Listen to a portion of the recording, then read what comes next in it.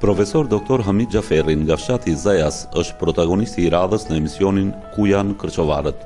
Atë e takojmë në Universitetin e Evropës Juglindore, ku ai prej vitesh jep leksione në lëndët letërsia e vjetër, letërsia gojore dhe letërsia e sotme shqipe. Hamid Xhaferi u lind në Zajas dhe aty kreu klaset e para të arsimit fillor.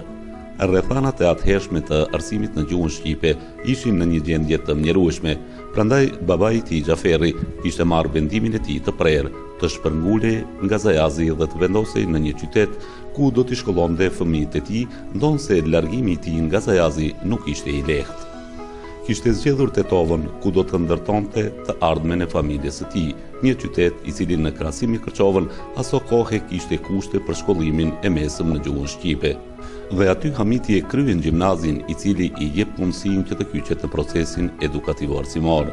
Shkollën e lartë pedagogjike në Shkupe kreu pa shkëputje nga puna për të vazhduar studimet për gjuhë dhe letërsi në Fakultetin Filologjik të Shkupit, të cilat i mbaroi në vitin 1978.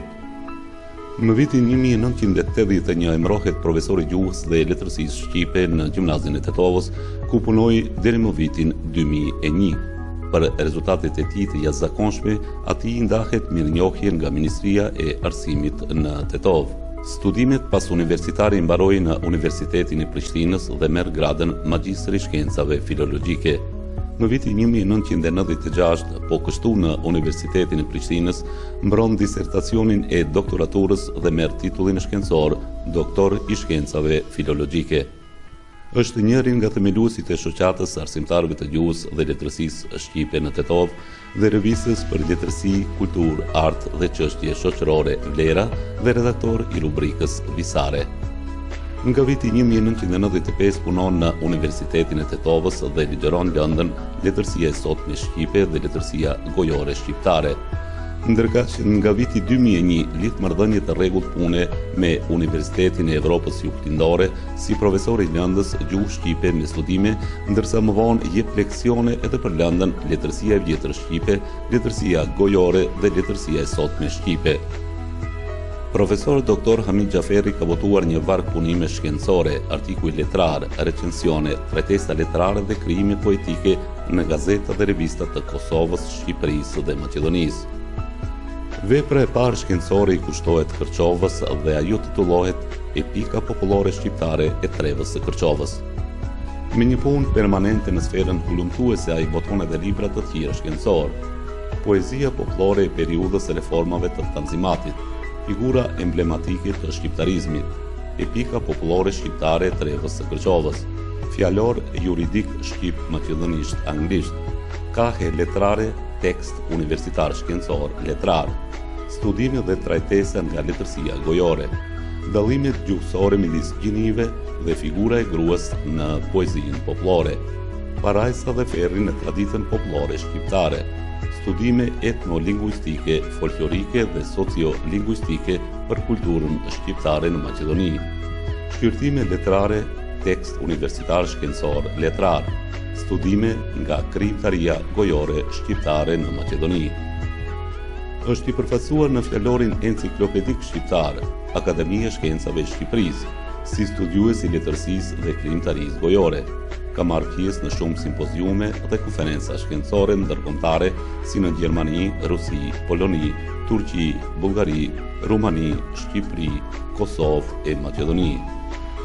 Krahas punës në Universitetin e Evropës Juglindore, profesor Dr. Hamid Xhaferi është i angazhuar edhe në Universitetin prestigjos Ekrem Qabej të Gjirokastrës dhe Aleksandër Gjovani të Elbasanit. Jeton me familjen e tij në Tetovë. Pjesën më të madhe të kohës e kalon me punë shkencore, por ai gjen kohë edhe për mbesin e tij të vogël, Iridën, siç e quhen ai, syrin dhe shpirtin e familjes. E viziton shpesh Kërçovën dhe krenohet me origjinën e tij nga Zajazi. Përjetimet e fëmijërisë së tij në Zajaz e kanë inspiruar atë për shumë vepra letrare dhe shkencore që sot përbëjnë vlera të çmueshme të historiografisë shqiptare.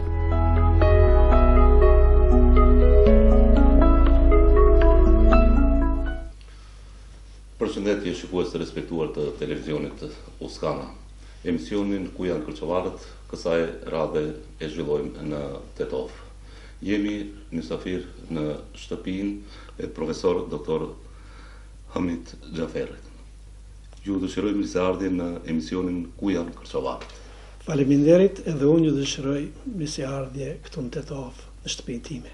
Tani jetoni këtu në Tetov, pra edhe veproni në Tetov, jeni i angazhuar në disa universitete. Në Universitetin e Evropës Juglindore, pra këtu në Tetov, por edhe në Gjirokastër, Elbasan dhe në fakultetet tjera. Po, në Tetov jetoj pothuajse më tepër se gjysmë shekulli. Do të thotë se kam hyrë në 52 vite që jetojmë familjarisht në Tetov. Unë fillimisht kam qenë i angazhuar jetësisht në Universitetin Shtetëror të Tetovës. Aty ku ishte edhe themeluesi i këtij tempulli të dijes atëherë, po, siç thuanin. Jam njëri ndër themeluesit, duhet të jem pak modest, por që edhe sot e kam plak në zemër Universitetin e Tetovës. Them kështu për arsye se aty kam punuar më tepër se 5 vite dhe më pas kalova në Universitetin e Evropës Juglindore. Po ashtu mbeti barë që edhe aty të jeni një ndër themeluesit. Këtu jam themelues tani, sidomos i Fakultetit të Gjuhëve, Kulturave dhe Komunikimit.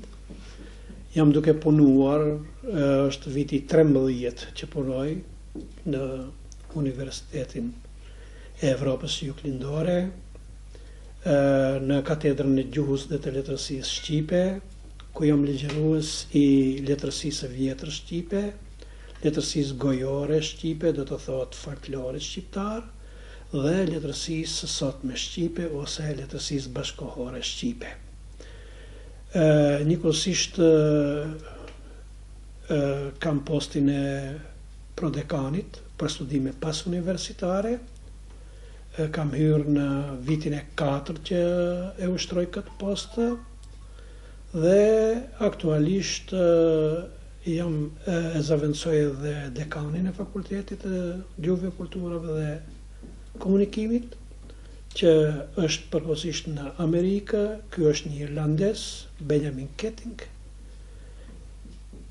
Dhe natyrisht, siç thatë ju vetë, unë ka 4 vite se punoj atë, siç i themin, me orar të shkurtuar, nuk dua ta përmend fjalën part-time, siç ka hyrë ky zhargoni i huaj në gjuhën tonë, në Universitetin Esrem Qabej të Gjirokastrës. Ofertën e universitetit e kam pritur me një kënaqësi të jashtëzakonshme. Njëherë për hir të emrit që ka ky universitet, do të thotë albanologut më të madh të popullit tonë, unë do të thosha dhe babai të gjuhës shqipe, njëri ndër ta, dhe atje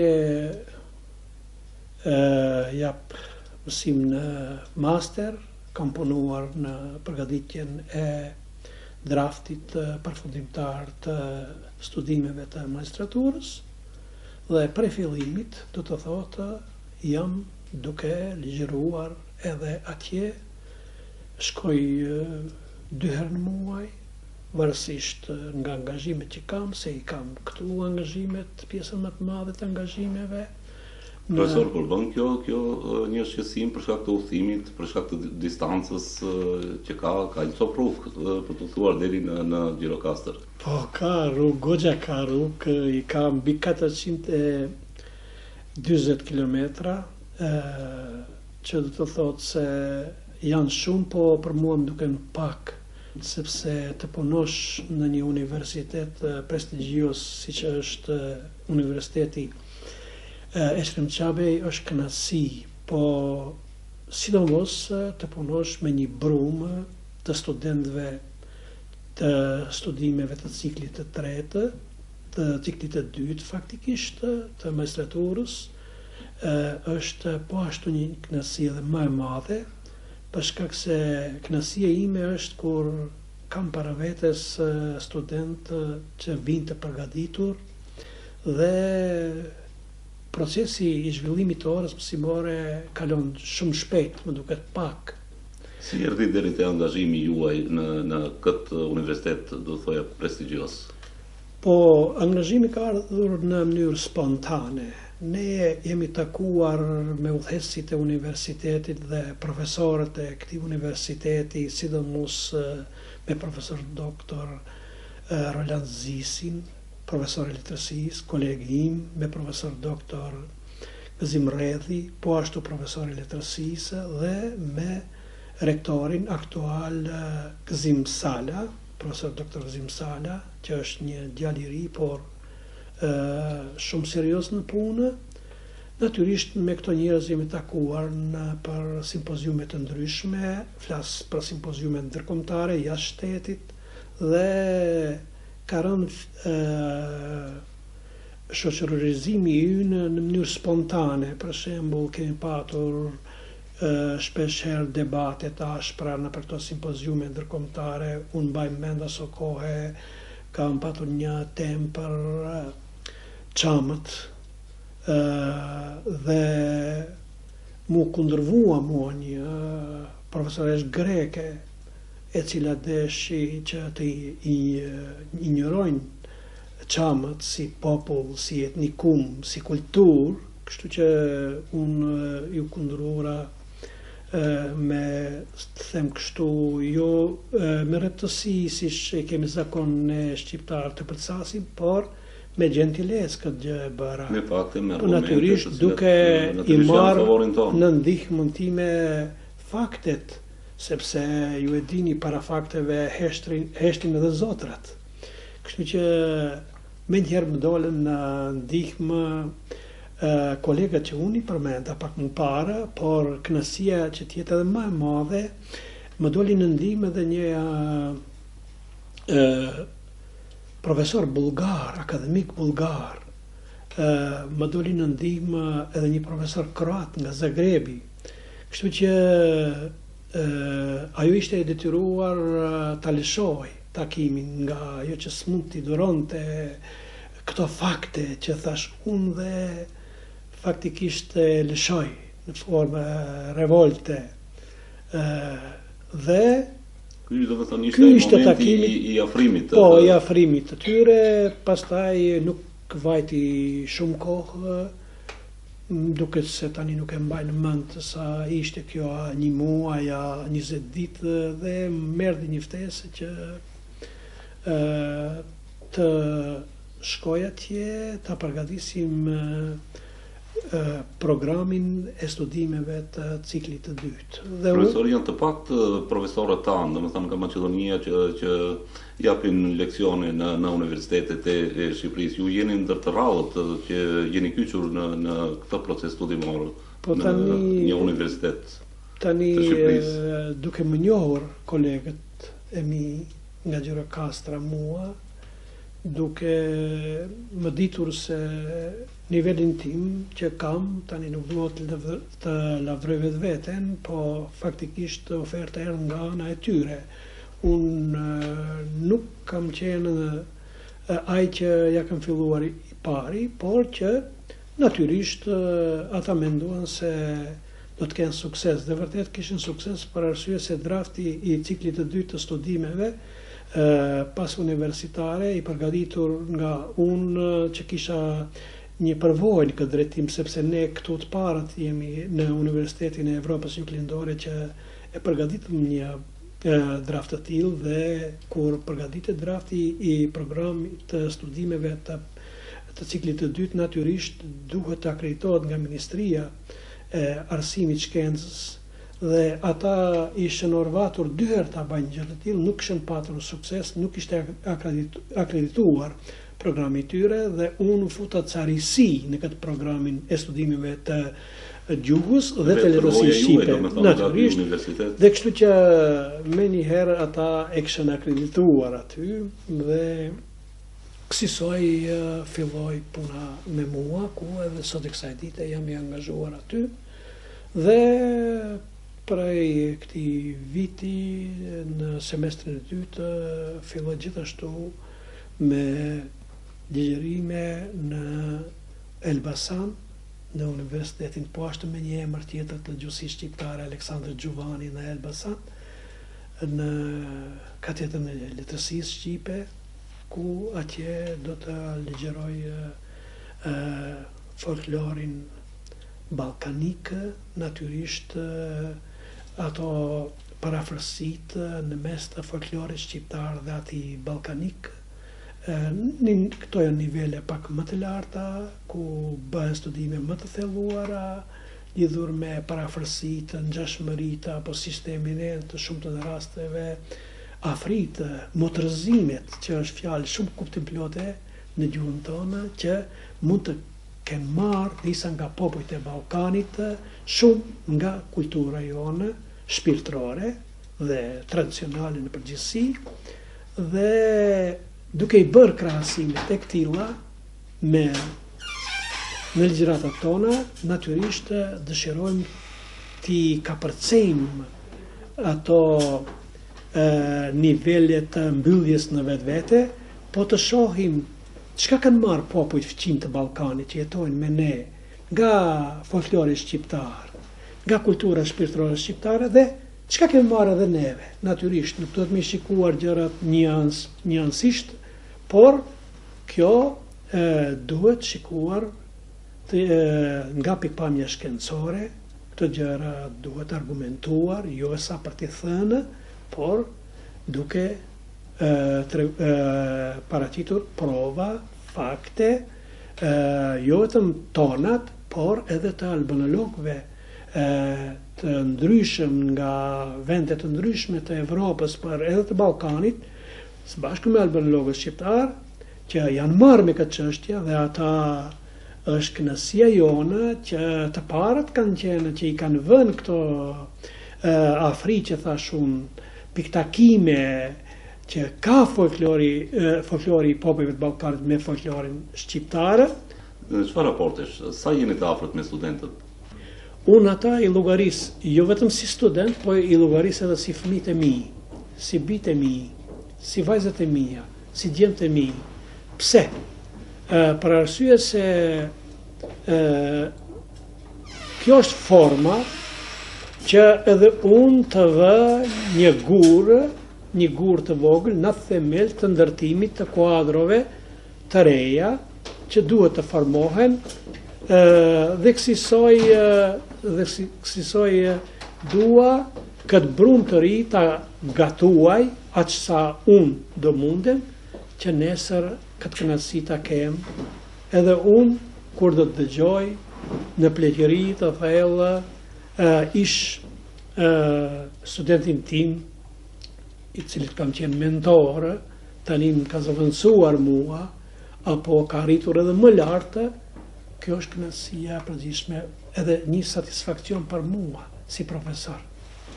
Keni kaluar një kohë të gjatë në procesin arsimor, mbi 40 vite, me sa di unë, jeni angazhuar në procesin edukativ arsimor. Mund të bëni një komparacion në mes të gjeneratave të fillimit tuaj si pedagog, pra në fillesat, kur keni qenë në moshë të re dhe tani, gjeneratat e tanishme? Po, unë gjithset gjerë më tani kam arritur gjerë në 24 vite punë në arsim. Dhe për fatin tim të mirë kam punuar në të gjitha ciklet e mësimit, duke filluar nga ai fillor gjerë tek ai sipëror, do të thotë gjerë në universitet. Dhe gjysmën e kësaj jete të them arsimore, profesionale, e kam kaluar në për shkollat fillore, shkollat e mesme, e kështu me radhë, kurse pjesën tjetër natyrisht atë në universitet. Natyrisht se ka ndryshime të cilët nuk mund të krahasohen me sot. Lidhen ato me kushtet, ose lidhen edhe me kushtet, lidhen edhe me përkushtimin, po nuk do të thosha se përkushtimi nuk ka ekzistuar, përkundrazi edhe atëherë ka ekzistuar përkushtimi, por atëherë edhe unë kam qenë më i ri. Nuk jam ai që jam sot. Edhe unë kam patur të metat e mia si mësues, si arsimtar e kështu me radhë. Dhe ka ndryshuar edhe metodologjia e punës, të cilët ne kemi aplikuar. Bie fjala sot kemi sistemin metodologjik të interaktivitetit, interaksionit, ku ne bashkëbisedojmë me studentët në lidhur me njësinë mësimore që e paraqesim një javë përpara, se do të marrim këtë njësi mësimore, dhe se kjo njësi mësimore do të thotë u serviret atyre paraprakisht që ata të lexojnë, që ne të komunikojmë, të mos mbetet kjo si një ex katedër, ku është në një anë profesori, i cili vetëm flet, dhe në anën tjetër auditori, studentëve që dëgjojnë dhe do të thotë ata nuk janë aktiv. Sot ky proces nuk bëhet më ashtu siç ka qenë më përpara, po bëhet krejtësisht ndryshe, do të thotë ku marrin pjesë aktive edhe studentët. Atëherë do të thotë në ato kohra mësuesi fliste, ata dëgjonin, ndonjëherë bënin pyetje, ne merrnin përgjigje, por qëllimi është që brenda orës së mësimit mbi 60% të njësisë mësimore të mësohet nga vetë nxënësit. Aty para aty pjesa tjetër ata duhet të lexojnë dhe ta arrijnë këtë përqindje të diturive të tyre. Profesor, jetoni pra këtu në Tetos së bashku me vëllezërit në një obortë të përbashkët. Më bëni përshtypje teksa hyja këtu në shtëpinë tuaj, voglushje e vogël me emrin Irida. Sa ndarë është familja juaj? Tani unë kam 2 vajza, gruan, por mbi të gjitha Iridën e vogël, mbesën time. Kjo është vajza mbesa e vajzës së madhe, e cila është e martuar natyrisht, por shpeshherë është e pranishme këtu në shtëpinë time, sepse ne jemi një familje kështu 4 anëtarshe dhe me Iridën tani u bën 5, tani po ta flusim edhe dhëdrit 6, kjo është normale për ta përmendur, dikur ka qenë turp ta përmendësh dhëndrin, po jo, është antar i familjes, pjesë e familjes. Ju e pat vetë që në fillim më priti Irida, ajo mua më inspiron, ajo mua më jep forcë, ajo natyrisht se edhe ma ka ndryshuar jetën, që kur ka lindur para 14 muajsh, unë natyrisht e ndjej ndryshe atë përkushtimin tim, atë dashurinë ndaj asaj që e kam, por edhe ndaj 2 vajzave të mia që i kam po ashtu si 2 bebzat e syrit, një lloj siç e kam bebzën kryesore të quajtur Irida. Do të thënë edhe ato të angazhuara në universitet, kanë kryer fakultetin apo? Të dyja vajzat kanë kryer universitetin në universitetin ku punoj unë, në Universitetin e Evropës Juglindore. Vajza e madhe ka kryer fakultetin juridik, ka dhe njëkohësisht është në studime pas universitare, ka përfunduar me provimet, por me që ajo u martua, tani na lindi Irida, i ka mbetur përgatitja e temës, masterit, që jam i sigurt se ajo do ta kryej me sukses të plot, për shkak se ka patur një kalueshmëri shumë të lartë në studime, është e punësuar në Ministrinë e Drejtësisë, atje u thesh një sektor juridik, tani unë nuk i di këtë në hollësira tua tregoj, por më vjen mirë që ajo është aktive edhe në punë, tani aktualisht është akoma në pushim për shkak të vajzës. E vogla, që për mua kjo është e madhe, nuk është e vogël, Nerita, vajza e madhe kishte emrin Nita, e vogla ka emrin Nerita, e cila ka kryer po ashtu në Universitetin e Evropës Juglindore në fakultetin tim, po jam duke punuar aktualisht, gjuhën dhe letërsinë angleze, është në studimet master, ka kryer semestrin e parë, tani duhet të ushtrohet provimeve të semestrit të parë, pres edhe për kësaj shumë, dhe nuk mund ta mendoj jetën ndot pa kryer këto studimet pas universitare, sidomos vajzat e mia, që është ideali im. Profesor, të kthehemi tek qëllimi kryesor, pra i këtij emisioni që titullohet Ku janë kërçovarët. Jeni lindur në Zajas? Po, jam i lindur e kujtoni shpesh Zajazin? Në fshatin Zajas. Tani ca nuk i tregojnë vitet, unë po i tregoj në 22 janar 1949. Atje kam do të thotë kam ndjekur mësimet gjërë në klasën e 4 të shkollës fillore, më falni, gjërë në klasën e 5 të shkollës fillore, dhe mbaj mend aso kohë në vitin 1961, aty ka fundi qershorit apo fillimi korriku, tani më kujtohet mirë, ne u shpërngulëm në Tetovë, i ndjeri baba im Xhaferi, ishte ai që deshi të shpërngulemi në Tetovë, jo për të një çështje se nuk kemi qenë atje mirë, atje kemi patur një jetë të zakonshme, por këtë e bëri për hir të shkollës shqipe që aso kohë arsyeja kryesore ka qenë pikërisht shkolla shqipe, po, kishte shkollat mesme. Në kohë kur gjimnazi i Kërçovës nuk funksionon. Ishte mollë ndaluar, aso kohë ishte mollë ndaluar të flasësh për gjimnaz në gjuhën shqipe në Kërçovë. Dhe më kujtohet në klasën e 6 fillova në muajin shtator këtu në Tetovë në shkollën fillore Liria.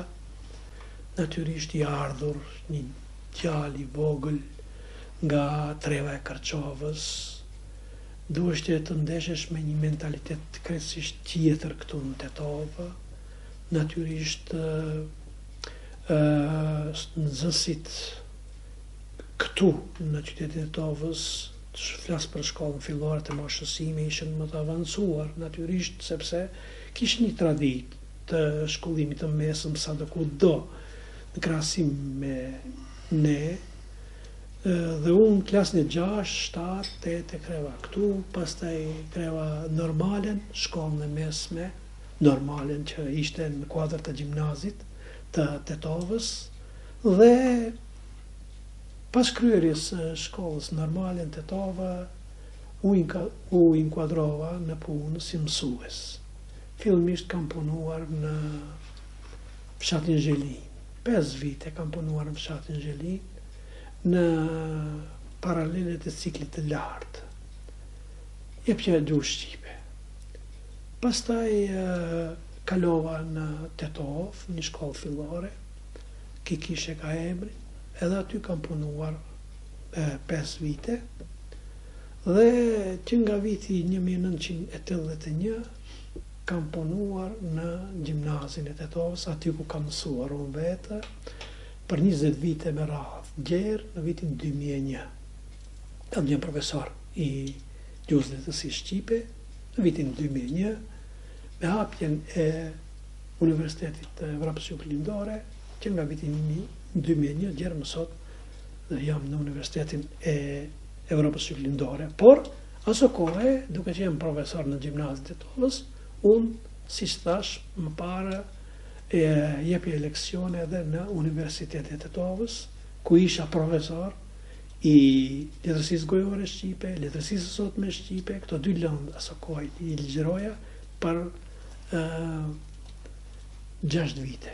Do të ishte ajo periudha kohore kur ju edhe filluat provimet për magjistraturë, për master. Po, në vitin 1984, më falni, unë kam magjistruar në Universitetin e Prishtinës, në Fakultetin e Filologjisë, në fushën e letërsisë gojore shqipe, kisha mentor të ndjerin tani profesor doktor Shevqetlana, Ganilu Botenin, që ishte një profesor i njohur i lehtësisë.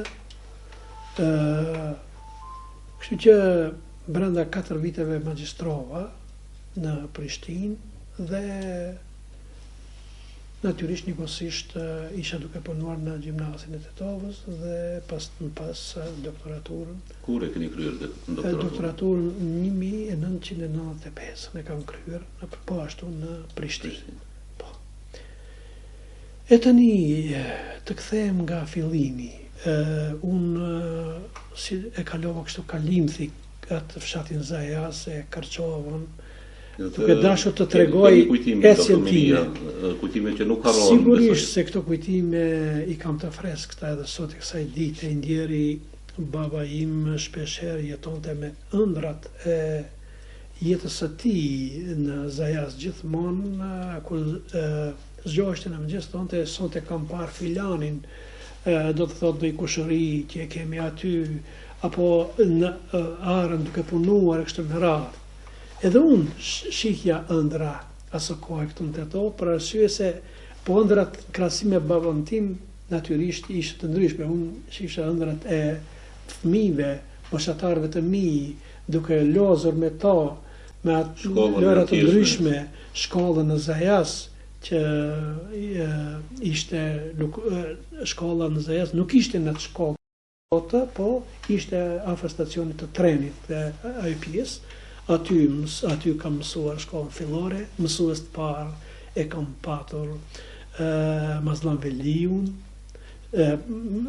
kam patur Shabanin, që është gjallë, Shaban Alilin, cilën e përshëndes, i vetmi ka mbetur gjallë, mësuesin Zenko, që nuk është gjallë natyrisht, dhe më kujtohen këta mësues, sidomos në orët që i banin me ne, fëmija së kohë ishim, por që ruaj kujtime të parushme dhe natyrisht këtyre mësuesve unë tani flas për veten time u ndjej një borxh, sepse ata ishin shkëndijat e para që punonin me zell atë sa mundeshin që ne natyrisht të marrim dituritë e para të mësimit fillor.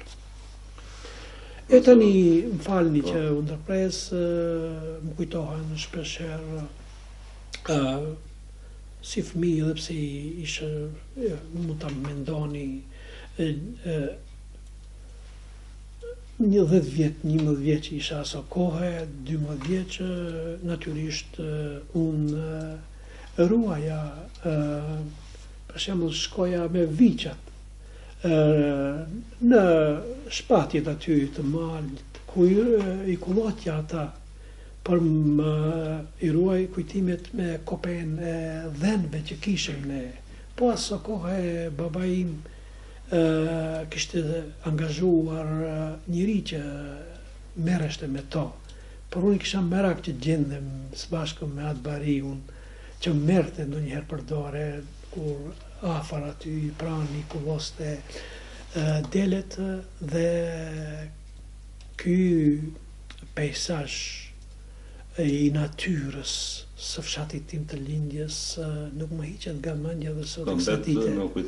Më ka mbetur në kujtesë. Natyrisht i kujtoj edhe sot e kësaj dite, që nuk kam bërë shkputje nga kushëritë e mi që i kanë në fshatin Zajas, por njëkohësisht edhe njerëzit tjerë të afërm të familjes, dhe këtë ne kemi vazhduar si traditë dhe sot e gjithë ditën këtë gjë lidhur me familjen, sepse familja është ajo qeliza që e lidh njeriu për farefisnin, për njerëzit e afërt, për shtëpinë, për familjen në përgjithësi. Prandaj këto gjëra janë për mua të parushme, edhe pse në moshë.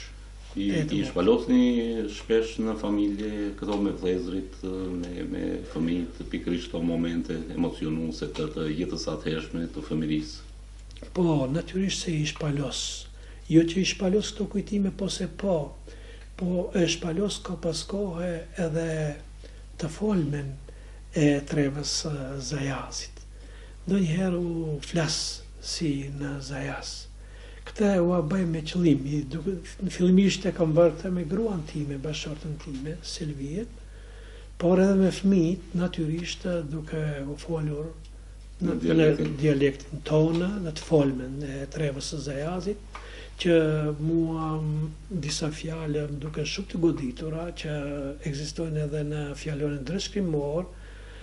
Profesor, ju keni botuar shumë libra dhe sa më kujtohet mua, libri i parë juaj shkencor ka qenë pikërisht për Kërçovën, për këngët e Kërçovës, për eposin kërçovar. Po, puna ime e parë shkencore, hullumtuese, ka qenë për Kërçovën. Mentori im, jes past profesor doktor Shefqet-Plana, më sugjeroi duke më thënë se ti do të marrish lidhur me trevën e Kërçovës, do flasish për poezinë popullore. Edhe kësaj duke biseduar me te, unë i propozova që do të përgatis tezën e magjistraturës mbi poezinë popullore shqiptare të trevës së Kërçovës. Ky ishte ballafaqimi im i parë. Këtu më thonë hynë këngët? Këtu hynë këngët epike, këngët legjendare,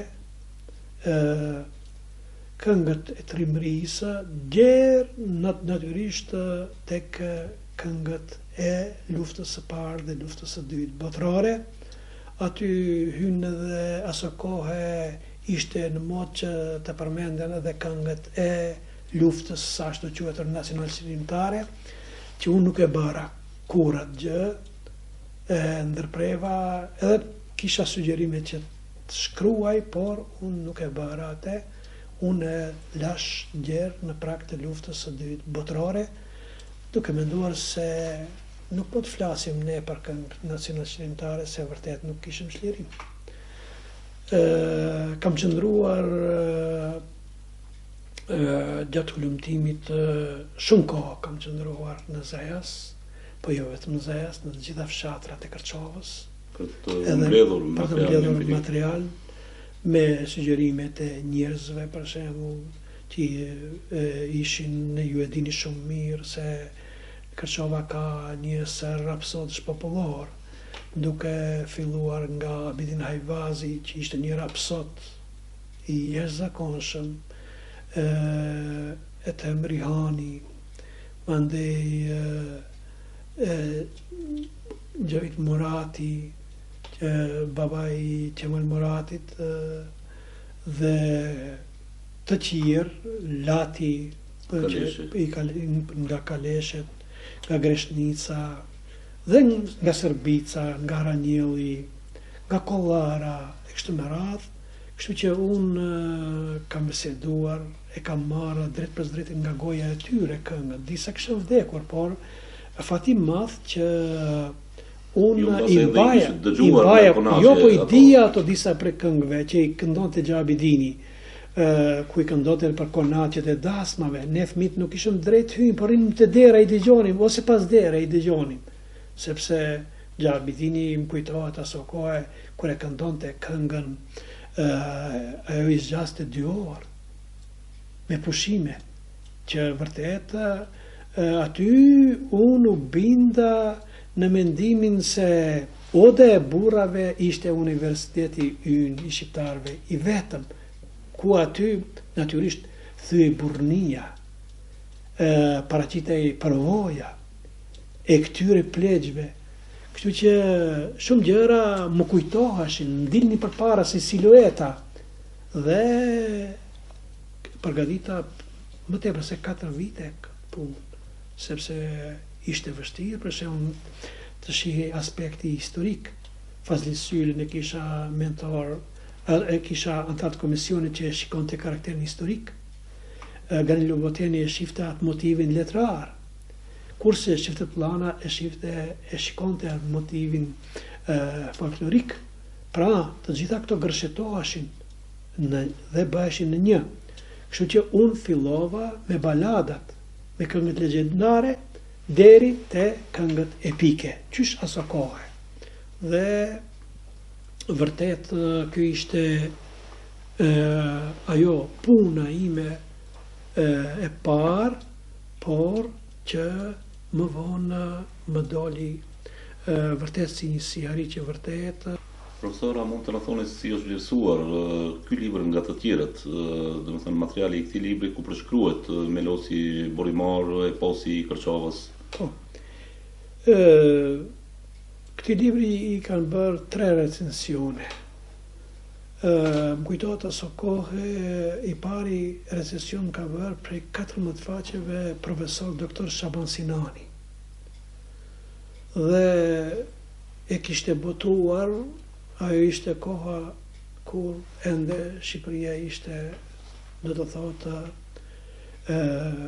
komuniste, ta them kështu, e kishte botuar jashtë në Zvicër, në një revistë e kishte botuar këtë Shaban Sinani dhe më erdhi ky recension nga bashkëdhetarët tanë, nga kërçovarët, që më treguan se ka bërë një profesor Shaban Sinani. Unë e lexova dhe më krijoi një kënaqësi të jashtëzakonshme duke më motivuar edhe më tepër më ngul të hyj kësaj pune. Edhe Shaban Sinani ka meritën që unë të vazhdoj edhe më tej. Më pas rënjes së komunizmit, vajtja ime e parë në Shqipëri është takimi me Shaban Sinanin. Nuk e dija kush është ky Shaban Sinani. E kërkova, e gjeta dhe takimin e patëm tek Selia Lidhjes së Shkrimtarëve të Shqipërisë, erdhë aty, shoh një njerëz të vogël, por i madh nga bagazhi që ka, flas për bagazhin intelektual dhe profesional të tillë. Ju falenderova dhe s'ka kënaqësi më të madhe kur të tjerët e vlerësojnë këtë libër. Natyrisht ka patur shkrimet e tjera nga Kosova, që ishte normale kjo, e më pas fillova me doktoraturën. Edhe tani nuk u shkputa nga kjo fushë, po mora një temë, më sugjeruan të vazhdoj me këtë fushë, dhe si temë ishte poezia popullore shqiptare e reformës së Tanzimatit, që përfshinte gjithë shqiptare, edhe në ndërshqiptarët, po Kosovën, Shqipërinë, e kështu me radhë, që më është dashur të punoj tani, 10 vite kam punuar për këtë tekst, për këtë libër, për këtë punë, për shkak se pjesën që për në Kosovë, këtu në Maqedoni natyrisht e kreva, por nuk kisha qasje të shkoj në Shqipëri, dhe aso kohë më kujtohet shkuarja në Shqipëri me leje të veçantë, disa herë merrja leje të veçantë, disa herë shkonim aso kohë nga Greqia, dilnim tani në Kapshticë.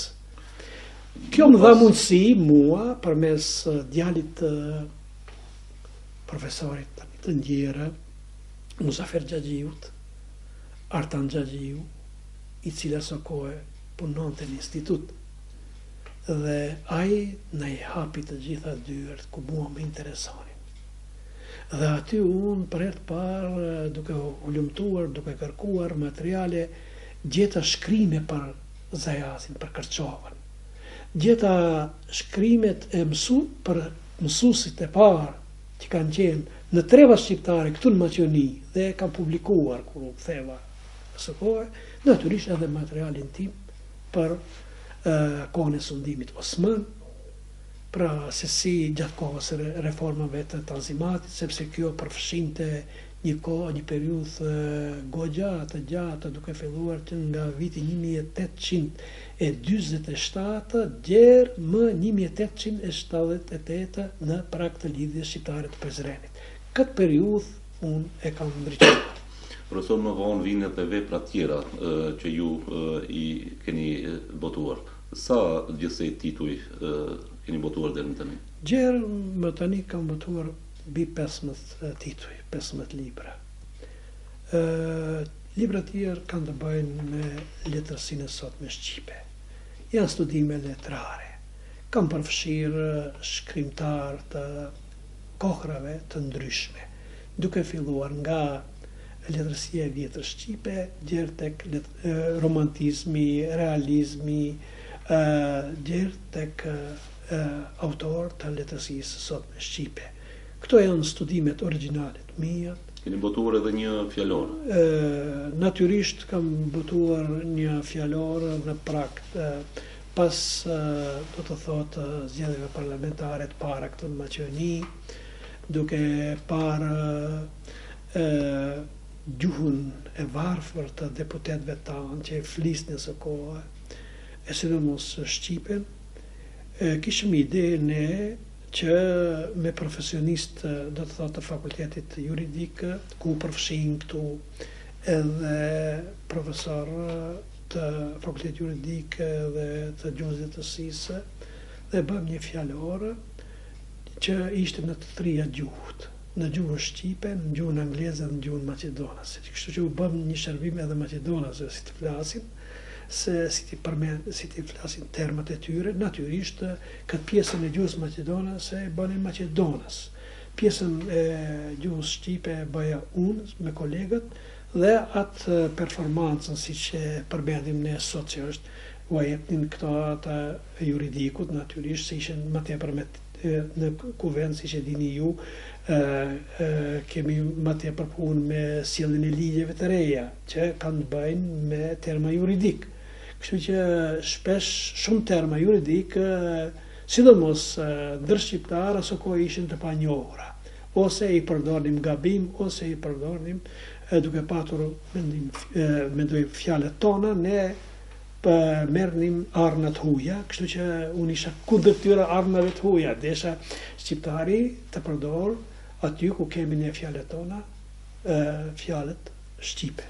Dhe kësaj që ishte një punë 5 vjeçare, ku ishte një projekt ju thequr nga një Amerikan që jetonte në Belgjikë, që na dha shumë ndihmes, kurajo, dhe natyrisht ata arritën që ta botojnë, sepse ne nuk kishim mundësi për ta botuar, dhe u botua ky fjalor. Në bashkëpunim me autorë të tjerë, gjithashtu keni botuar edhe disa libra të tjera, po? Po, këto libra me autorë të tjerë kemi natyrisht edhe një libër tjetër, që është interesant, i profesor Tanas Vrajinovski ka emri, një profesor shumë i përgatitur, me cilën ne shqiptarët zakon e kemi të themi e kam mik, edhe atë që nuk ishte për ta bërë mik, e bani mik, por ky vërtet është një njeri i urtë, me kulturë, është i ardhur nga Maqedonia e Gjeut, nuk është njeri i ngarkuar për shembull politikisht, ose kështu që na lindi një ide të bëjmë një tekst që ka të bëjë me kulturën shpirtërore të popullit shqiptar dhe atij Maqedonës. Unë e bëra parajsa dhe ferri në botkuptimet shqiptare, pra botkuptimet religjioze shqiptare, a e bëri për atë maqedonase dhe e botuam së bashku. Unë e bëra për shqiptarët, a e për maqedonasit, natyrisht që nuk mund të hyjmë në fusha që nuk i njohim. Unë jam kompetent për të marrë për shembull me treu maqedonase, unë mund të kem një uri, por një uri të thelluara siç kishte ai, nuk i kisha ato, prandaj i ndajtëm fushat. Unë për trevat shqiptare këtu në Maqedoni, ai për trevat maqedonase në Maqedoni, po doni një tekst i mirë. Keni botuar edhe tekste shkollore për studimet universitare dhe Po, pasuniversitare? kam botuar tekste për lëndët që unë i ligjeroj në fakultet, kam botuar për letërsinë e vjetër shqipe, për letërsinë popullore shqipe, për folklorin ballkanik, për letërsinë e sotme shqipe, do të thotë tekstet i kam edhe të nivelit të ciklit të parë edhe të ciklit të dytë, do të thotë të magistraturës. Ku be këto tekste mësojnë sot studentët e magistraturës, edhe në Tetov, edhe në Gjirokastër, dhe kështu me radhë. Profesor, jeni pjesëmarrës në akademi të shumta solemne, në simpoziume shkencore, dhe keni pjesë të votuara, do të thonë të atyre kontesave në për libra të ndryshëm. Po, fillimisht kam filluar me Akademinë e Shkencave të Shqipërisë. Kujtohet aso kohë kisha një temë për Juririn Deratën. Ishte për vjetari Juri Deratës. U prit mirë. Ishe i ftuar. Atëherë punoja këtu në Universitetin Evropës Juglindore. Sa kisha filluar një vit apo 2 vit, nuk kujtohet tani. Dhe u prit mirë, u botua. Ai si tekst në vete, së bashku me të gjithë pjesëmarrësit tjerë që ishin akademikë, dhe kjo vërtet ishte edhe për mua një si harriq. Por si harriqi më i madh për mua ka qenë prezantimi im jashtë shtetit, në Shën Peterburg, në Rusi. Mora pjesë në një simpozium shkencor ndërkombëtare që me rastin e 50 vjetorit të formimit të katedrës së parë në gjuhën shqipe në Shën Peterburg, nga albanologja e shquar Agnia Desnitskaja. Cila ishte tema e kontesës që e prezentuat? Unë natyrisht mora për marrëdhëniet e kulturave, kulturës letrare dhe asaj popullore të popujve të ndryshëm të Ballkanit, dhe ku natyrisht aty u qasa më tepër me punën e Desnitskajës. Dhe për e parë natyrisht e ndja veten shumë krenare që u njoha edhe më shumë për punën e Desnitskajës si themeluese e katedrës së gjuhës shqipe, kur i dëgjoja ata student rus, cilët flisnin gjuhën letrare shqipe, këndonin shqip, sidomos këngët polifonike, të rënqethej trupi, ose kolektemi rus, po ashtu që ligjeronin lëndë nga letërsia, nga gjuhësia, që nuk mund të dalloja nga shqiptarët, ndoshta edhe më mirë flisnin shqipen, dhe aty vërtet ishte një kënaqësi të marrësh pjesë në atë universitet.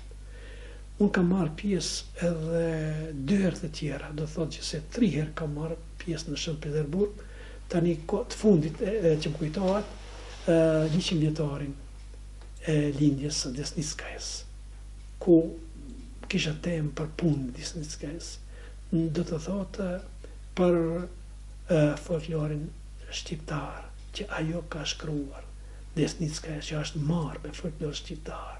Dhe natyrisht përmes folklorit ajo është marrë edhe me gjuhësinë shqiptare. Por mua më interesonte kjo pjesë që është e fushës sime, dhe doli shumë mirë. Më pas kam marrë pjesë në Poloni, në Universitetin Nikola Kopernik, ku përsëri edhe aty kishte katedrën në gjuhën shqipe,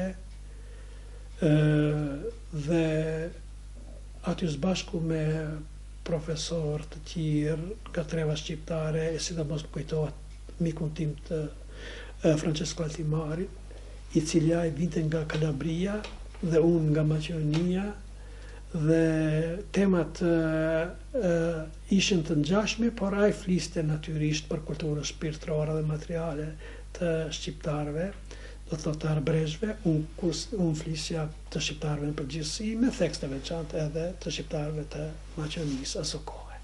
Profesor, unë do të doja të ndalesha tek një iniciativë që ju së bashku me shokët, me kolegët, me miqtë tuaj keni ngritur për zyrtarizimin e gjuhës shqipe në rang evropian. Po, kjo iniciativë është në të drejtë e profesor Altimarit, Francesco Altimarit. natyrisht Francesco Altimari e përgatiti këtë draft. Dhe aty u përfshin disa nga profesorët nga Shqipëria, nga Kosova, edhe unë nga Maqedonia, dhe ne kemi bërë 2 tentativa. Por në të dyja tentativat nuk patëm sukses për shkak se arsyetoheshin ato të bashkisë evropiane se Shqipëria dhe Kosova nuk kanë hyrë në BE, dhe kjo paraqit pengesë, kurse arsyetimi ynë, e sidomos i profesor Altimart, ishte që përmes arbreshve të Italisë që të zyrtarizohet gjuha shqipe si gjuhë zyrtare. Arsyetim shumë i qëndrueshëm për shkak se tani me ligjet italiane gjuha shqipe, gjuha arbreshe, pakica arbreshe e njihet. Dhe ne dishëm të hymë të zyrtarizohem gjuhën shqipe përmes kësaj dere të vogël, përmes arbreshve. Dhe shpresojmë, ne nuk e kemi humbur shpresat, shpresojmë se para se me hyjë Shqipëria dhe Kosova, ne do ta fitojmë këtë status, sepse jemi këmbgulës, nuk likështohet. Betejë vazhdon? Po, betejë vazhdon. Ende përsëri kemi bërë një kërkesë, tani e kemi argumentuar me argumentet e tjera, shtesë që kemi marrë sidomos nga arbreshët e Kalabrisë dhe të Sicilisë. Nga hora e arbreshëve e Sicilia, ai pjesa e horës së arbreshëve. Profesor, çka mund të presim në të ardhmen në fushën e krijimtarisë letrare? Po, shikoni tani, unë tani nuk jam ai që kam qenë në moshën më të re, tani natyrisht ke forcë e lan. Po, unë nuk do të shkëputem nga puna, sepse kjo më ban gjallë. Aq sa do të mundem, aq do të bëj tani, nuk është mirë që të premtoj tani gjithçka dhe çdo gjë, po ndofta koha do ta tregoj dhe më pas pensionimit tim se çka do bëj, sa do punoj. Nuk dua gjërat ti prejudikoj përpara dhe ti them tani edhe pastaj në fund të s'del gjë, sepse nuk pëlqen kjo mënyrë që të flas për gjëra që do më presin. Do të regoj unë vetë sa do të bëj, që do të bëj koha. Vazhdoni të mbani lidhjet me Kërçovën, me vendin e origjinës, me Zajazin, dhe më thënë edhe pas vdekjes së babait tuaj, me atë intensitet që e keni pasur më përpara? Shikoni, lidhjet tonë nuk janë ndërprerë me Kërçovën, për shkak se pjesën shpirtërore të familjes më të gjerë e kam atje. Dhe ne natyrisht kemi vajtur shpesh herë, jo vetëm kemi vajtur për dasma të ndryshme, ahengje të ndryshme që ka organizuar familja ime e më e ngushtë dhe më e gjerë, por edhe në ceremonialet mortore që më ka vdekur njerëz të afërm të familjes sime. Këte kemi edhe amanet nga baba i ndjeri, baba im Xhaferi, i cili ka meritën kryesore që unë t'jem ai që jam sot.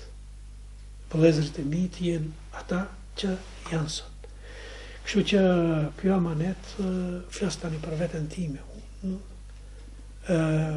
do të mbesi gjallë, derisa unë t'jem i gjallë, lidhur me lidhjet të pashkputur me vendlinjen tim, për shkak se me ëmbël është balta se mjalta në vendin tim, në vendlinjen time. Këtë nuk e them unë, por e parafrazoj nga një poezi e Anton Zakoçajupit, i cili jetoi një kohë të gjatë jashtë vendlinjes së vet. Prandaj unë nuk mund tani të ndalim pa mos e thënë këtë. Për mua është edhe balta e mirë. Profesor, si shihni sot Kërçovën? Ka ecur përpara, ka lëvizur në fushën e arsimit, të emancipimit, të kulturës? Po ta dija se Kërçova do bëhet sot si që shoh unë, ndoshta nuk do shpërnguleshim ne nga Kërçova. Kërçova ka bërë haprime të mëdha, ndryshime rrënjësore. Kryevepër e Kërçovës është marrja në duart e shqiptarëve pas 70 viteve të tëra që ta udhëheq shqiptarët. Kjo ishte lajmi më i mirë që unë kam ndjerë në jetën time, gëzimi më i madh në jetën time. Unë kam qenë i pranishëm atje, unë kam qarë, dhe kjo ishte krenaria ime. Dhe më besoni se unë fillova të identifikohem me këto zgjedhjet e fundit që u bën në Kërçovë, me kërçovarët të identifikohem. Po kjo është e vërtet për arsye se unë nuk mund të shkputem nga ajo baltë që vi. Prandaj shpesh herë ajo krenaria ime mbetet edhe jashtë kur mbetem në Gjirokastër e këtej, ata duke dëgjuar për kërçovarët, për fitoren e Kërçovës, sepse Kërçova ka histori. Kërçova është e njohur, Kërçova është qytet i vjetër, i lashtë, i stërlasht, një uskanë me origjinë shqiptare, jo me origjinë slave. Dhe këtë nuk e them unë, po e thonë shkencëtarët që janë marrë me arkeologji. Kështu që kjo mua më vjen mirë që më në fund të Kërçovën e udhëheqin shqiptarët që s'kan mundur ta udhëheqin për 70 vite me të tëra nga regjimet antikombëtare që janë ndruar njëri pas tjetrit në Kërçovë dhe kërçovarët ishin të detyruar të marrin dhenë, të largohen jashtë vetëlindjes, të gjejnë rrugdalje, kështu si puna jonë. Po unë nuk e ndjej veten shpërngulur, sepse mu më duhen 40 minuta të arri në Kërçovë, dhe unë kur dua shkoj në Kërçovë edhe kthehem, rri edhe kthehem. Por mua vjen keq për ata që kanë lënë Kërçovën jashtë shpërngulur disa në Turqi. E sidomos më vjen keq për ata që kanë vajtur në botën e jashtme, siç i themi ne shqiptarët e mashënisë, në Gjermani, në Zvicër, në Amerikë, kanë marrë familje të fëmijët, edhe më duket se po i largohemi nga trungu ynë, që nuk duhet një gjë të tillë ta bëjmë. Por që më demantuan kërçovarët kësaj radhe për shkak se i madh dhe i vogël gjerë nga Amerika erdhën, votuan, e treguan veten se e duan vendlinjen e tyre, jetohen me vendlinjen e tyre. Dhe kjo natyrisht solli sukses. Ky ishte kurrizimi më i madh. Tani uroj që ne kërçovarët ta ruajmë Kërçovën tonë, edhe më tej ta qeverisim. Nuk do të thotë kjo se unë pretendoj që ta qeverisim ne shqiptarët, po të gjithë njerëzit që jetojnë në Kërçovë. Natyrisht për të gjithë jemi njësoj. Jo si që kanë qenë ata mollë sherri, apo neve na kanë shikuar, na kanë ignoruar, na kanë nëpërkëmbur. Unë kam biseduar edhe me kryetarin aktual, Fatmir Devarin, që të kesh një këndvështrim të tillë, që t'u tregojmë atyre të tjerëve se ne jemi shqiptar, për këtë dallohemi për shkak se ne kemi ndjenjë njerëzore para së gjithësh. Ne respektojmë edhe fqinjën, e respektojmë edhe atë që nuk është shqiptar. Zoti Hamit, me që jemi në minutat e fundit të këtij bashkëbisedimi, cili është apeli juaj për Kërçovën dhe kërçovarët? Po unë duket se thash këtë apel, po në mënyrë pak më ndryshe, por unë besoj në kërçovarët. Tani te unë është kthyer besimi, besoj në kërçovarët, se ne kemi nga Kërçova kemi njerëz intelektual të profileve të ndryshme, që kanë emër, që kanë zë. Faktikisht kjo është mirë, sepse këta njerëz do të kenë ndikime në familjet e tyre, duke filluar në fëmijët e tyre, por edhe në rrethin, natyrisht. Unë këtu në Universitetin e Evropës Juglindore, të gjithë studentët nga Kërçova që studiojnë aty, i mbledh tokë, i thras, bisedojmë, pim kafe, i udhëzoj, u dal në ndihmë, por që Pse e bëj këtë? E bëj këtë të tregoj se unë nuk jam qetërsuar. Unë jam nga Kërçova, unë jam nga fshati Zajas.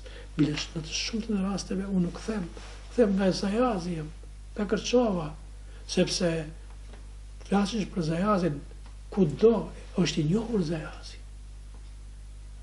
Dokumente, po të shkosh në Tiranë, në institut atje gjen një sër dokumentesh të vjetra. E lere më për Kërçovën. Tani kam kuptuar, duke qenë në Gjirokastër, kam kuptuar se gjatë kohës së sundimit Osman ka fundi Agron Fico, një intelektual i shkolluar në Turqi, ka qenë në Kërçovë, vali i Kërçovës. Dhe i kanë ndihmuar, i kanë mbrojtur kërçovarët nga sulmet barbare osmane së kohë. Agron Fico, që unë nuk e kam ditur, vajta atje, e mora libri për Agron Fico, dhe tani, në fakt, jam duke punuar në të aspekt që të dalë veprimtaria e tij dhe punët e tij për kërçovarët, që ai ka bërë, që i ka mbrojtur kërçovarët. Gjithë kërçovarëve u duhet arsimi, u duhet zhvillimi. Natyrisht se të ndërpritet edhe shpërngulja, migrimi. Kërçovarëve u duhet, tani unë nuk jam kompetent gjithashtu të flas për kapacitetet ekonomike, mirëqenie ekonomike, sepse mirëqenia ekonomike ti sjell të tjerat. Dhe tani këtu duhet të kenë pak gishtë këta pushtetarët të ndihmojnë Kërçovën, sepse Kërçova nuk ka ndihmuar sa duhet, nuk është investuar sa duhet, sidomos tek pjesa shqiptare. Të them të drejtën, unë kam patur një projekt për modernizimin e arsimit, që kam ecur gjithë Maqedoninë, perëndimore dhe atë lindore, dhe kur kam parë një fshat atje, kur ndaljet Kërçovës, një shkollë me 10 nxënës maqedonës dhe pishin brenda, dhe kur kam vajtur në Sërbicë, me gjithë të nxënës, aty ajo shkolla e vjetër, me kushte aq sa janë, ato kushte i kanë ndërtuar faktikisht mërgjimtarët tanë, duke dhënë ndihmesa ndryshme për të bërë kjo godinë. E tani presim ne nga ky shtet, po sidomos nga shqiptarët, cilët u udhëheqin me këtë shtet, që t'i kushtohet një kujdes Kërçovës. Dhe mendoj se po t'i kushtohet ky kujdes i Kërçovës, këto njerëz do t'ja kthejnë shumë fish Kërçovës. Dhe unë besoj se Kërçova do ta ndryshoj atë pamjen e vet. Jo peizazhi, po për nga imazhi, por edhe për nga veprat e intelektualëve kërçovar. Sepse ne, kudo që mund të jemi, nuk jemi aktualisht në Kërçovë, po jetojmë në Kërçovën. Ne nuk mund të shkëputemi me atë, sepse fundi i barkut na dhem kur dëgjojmë keq për Kërçovën, por po ashtu ky bark na bën krenar dhe gëzohemi shumë kur dëgjojmë fjalë të mira, vepra të mira të kërçovarëve. Profesor, unë ju falenderoj për kohën që nda të jeni pjesë e emisionit ku janë kërçovarët. Edhe unë ju falenderoj përzemërsisht që e keni marrë këtë iniciativë. Këtë që e them kështu nuk e bëj për vete se ju tani keni ardhur në kas tek unë të më intervistoni për Kërçovën, po e flas tani si iniciativë ku natyrisht ju keni intervistuar një vistër intelektualësh shqiptar natyrisht me prejardhje nga Kërçova, dhe këtu e kam fjalën, jo për veten time, sepse një amit nuk do thot, për mus do thot se është do gjë, po kur të gjithë kërçovarët që kanë dhënë një kontribut ose janë shquar në diçka, do të thotë se këtu ndërtohet muri, gur bëhet një mur. Televizioni Muskano vazhdon, domethënë, në këtë mision të jetë fistik për ne që të realizoj të bie në gjurmë të gjithë kërçovarëve të larguar për arsye të ndryshme nga vendindja, nga vendi i origjinës. Kjo më krijon kënaqësi të veçantë dhe unë dëshiroj punë të mbarë dhe të dilni faqe bardhë në këtë mision që e keni marrë. Është mision shumë i goditur.